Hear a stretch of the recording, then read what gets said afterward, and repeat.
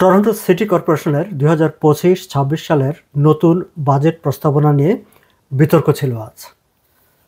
Council চেম্বারে সিটির নির্বাচিত কাউন্সিলররা প্রস্তাবিত বাজেট নিয়ে তাদের মতামত তুলে ধরবেন, পক্ষে বিপক্ষে কথা বলবেন, কি সংযোজন করতে হবে, কি বিয়োজন করতে হবে, সেগুলো নিয়ে প্রত্যেকের যুক্তিতর্ক উত্থাপন করবেন।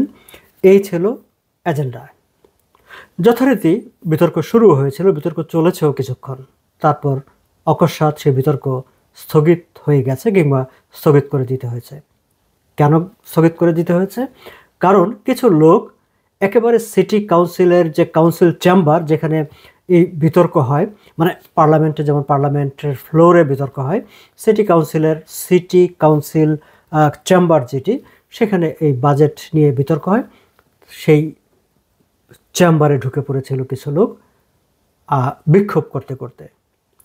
কিছু লোক মানে কয়েকজন লোক, এবং সেই বিক্ষোভের মুখে এমন একটি পরিস্থিতি তৈরি হয় যে শেষ পর্যন্ত সিটি কর্তৃপক্ষ বাজেট বিতর্ক স্থগিত রাখতে বাধ্য হন। পরে অবশ্য পরিস্থিতি নিয়ন্ত্রণে আসলে আবার বিতর্ক হয়, আলাপ আলোচনা হয়। এই বিষয়টি নিয়ে আজ একটু আপনাদের সঙ্গে কথা বলতে চাই। আপনারা নিশ্চয়ই অবগত আছেন যে সিটি মেয়র অলিভিয়া চৌ তার নতুন বছরের বাজেট প্রস্তাবনাটি পেশ করেছেন আর বেশ আগেই। নিয়ম মোতাবেক প্রায় মাসখানেক ধরে এই প্রস্তাবিত বাজেটের উপর নানা ফোরামে আলোচনা হয়, তর্ক হয়, বিতর্ক হয়, নাগরিকদের মতামত নেওয়া হয়, এবং সব কিছু মিলিয়ে শেষ পর্যন্ত সিটি কাউন্সিল অধিবেশনে সেটি পেশ করা হয়, এবং সেখানে কাউন্সিলররা সেই প্রস্তাবনার উপর তর্ক বিতর্ক করেন, নিজেদের মতামত পেশ করেন। কিন্তু যারা সেই কাউন্সিল চেম্বারে ঢুকে পড়েছিলেন প্রটেস্ট করতে করতে, তারা কারা? টরন্টোর বিভিন্ন মিডিয়া, বিশেষ করে মেইনস্ট্রিম মিডিয়া যে খবর দিয়েছে, সেই সব খবর অনুসারে ভয়েস ফর আনহাউসড লিবারেশন নামে একটি সংগঠন, যারা নিজেদেরকে দাবি করে যে শহরের হোমলেস পিপল যারা আছে তারা তাদের হয়ে তাদের জন্য অ্যাডভোকেসি করে, তাদের advocacy organization Voice for Unhoused Liberation, তাদের প্রতিনিধিরা এই বিক্ষোভের আয়োজনটি করে। এবং বিতর্কস্থলে মানে সিটির চেম্বারে, কাউন্সিল চেম্বারে ঢুকে পড়েছে আসলে প্রথমে দুজন নিরাপত্তারক্ষীদের চোখ ফাঁকি দিয়ে, এবং পরে আরও ডজন খানেক লোক সেখানে ঢুকে পড়েছে। তার মধ্যে একজন একেবারে পোডিয়ামে, যেখানে সিটি মেয়র অলিভিয়া চৌ বসছিলেন, ঠিক তার কাছাকাছি পৌঁছে গিয়েছিল, এবং সেই মুহূর্তে সিটির সার্জেন্ট অ্যাট আর্মস এবং অন্যান্য নিরাপত্তা কর্মীরা তাকে অনেকটা জাপটে ধরে সেখান থেকে জোর করে বের করে নিয়ে আসে।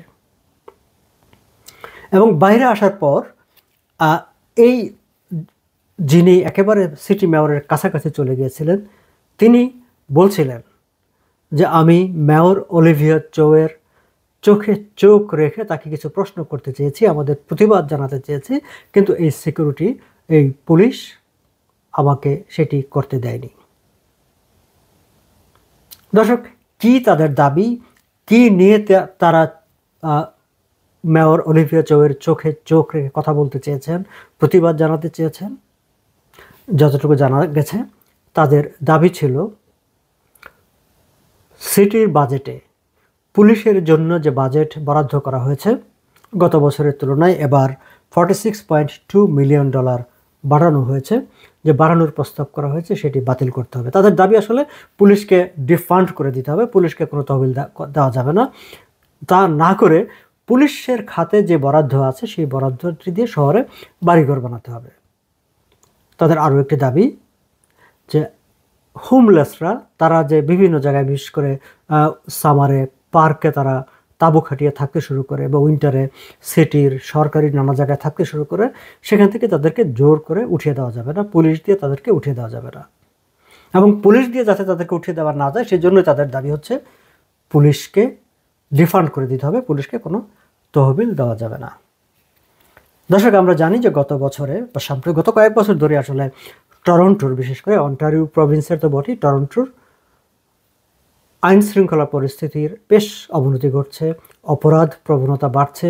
প্রায় প্রতিদিনই আপনারা যদি পত্রিকা দেখেন, বিশেষ করে CP24 দেখেন, প্রতিদিনই দেখবেন যে কোথাও না কোথাও শুটিং হচ্ছে, স্ট্যাবিং হচ্ছে, বাড়িঘর ভাঙচুর হচ্ছে, ব্রেক ইন হচ্ছে, নানা রকম অপরাধ মূলক কর্মকাণ্ড শহরে হচ্ছে এবং এগুলো নিয়ে নাগরিকদের মধ্যে একদিকে যেমন নিরাপত্তাহীনতা আছে, অসন্তোষ আছে, প্রশ্ন আছে এবং সিটি এখানকার পুলিশ সিটির আন্ডারে, ফলে এই রাগ, ক্ষোভ এবং প্রশ্ন সবই সিটির প্রতি যায় যে তারা আসলে নাগরিকদের নিরাপত্তার জন্য কি করছে।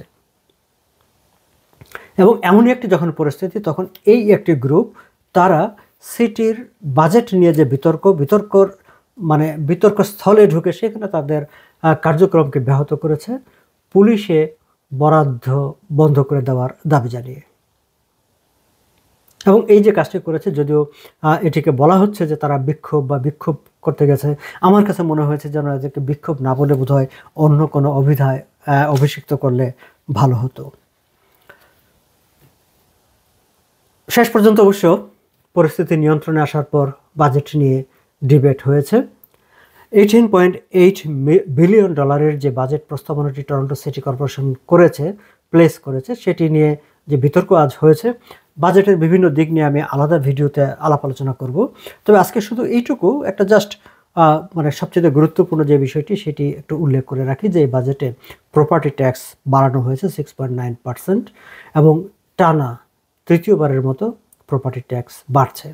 এবং মেয়র অলিভিয়া চৌ তিনি বলছেন যে এই যে প্রপার্টি ট্যাক্সটি বাড়ানো হয়েছে তা থেকে আসলে টরন্টোর স্টুডেন্টদের নিউট্রিশন প্রোগ্রামে তাদের খাবারের ব্যবস্থা করার জন্য এখান থেকে বাজেট বরাদ্দ করা হবে।